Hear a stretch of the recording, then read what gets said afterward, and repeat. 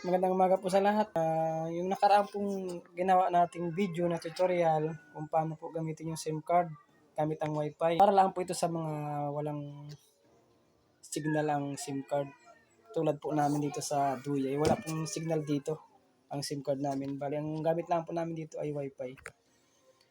May in-upload na po akong naunang video pero hindi po nasundan ng iba. May nagtatanong pa rin po sa akin na kung paano gawin.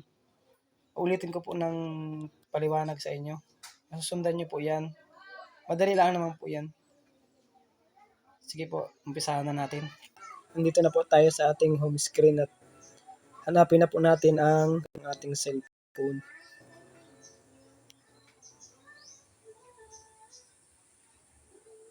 Ito po, click nyo lang po yung setting tapos dito po sa SIM card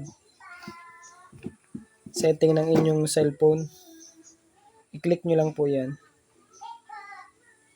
Tapos, i-click nyo rin po yung TNT kung naka-TNT kayo o Globe kung naka-Globe kayo. I-click nyo lang po ng matagal.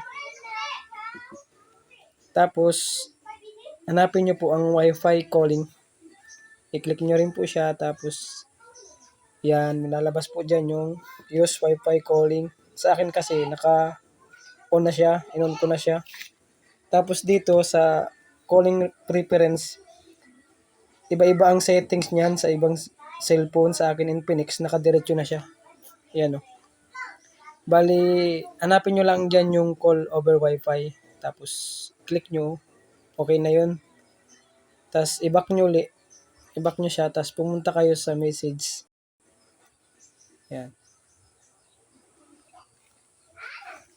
Dito sa message, punta kayo dito sa inyong Google. Yan sa taas. Hanapin nyo ang message set. Dito tayo punta sa RCS chats. Click nyo tapos kailangan naka-on siya yung RCS on chats. Kasi Wi-Fi yung gagamitin natin. Kailangan na yun, naka-on siya. Pag naka-on na siya, i-on nyo na rin yung send read receipt. Tsaka yung show typing indicator para mas mabilis. Tapos itong automatically resend MMS, i-off nyo na lang. Kasi sa akin naka-off na rin yun. In-off ko yan. Yan. Tapos okay na yan. I-back nyo na lang. Tapos airplane mode nyo na lang.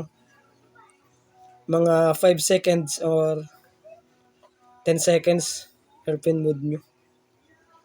Tapos yun, try nyo. Susubukan natin mag-message ako. Kung makikita nyo, Wi-Fi lang yung gamit ko. Talagang walang signal yan. Mag-message ako.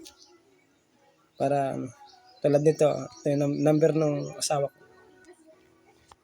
Bali, nakalagay na siya sa RCS. Kasi ang magpa-process ng message natin ay yung Google.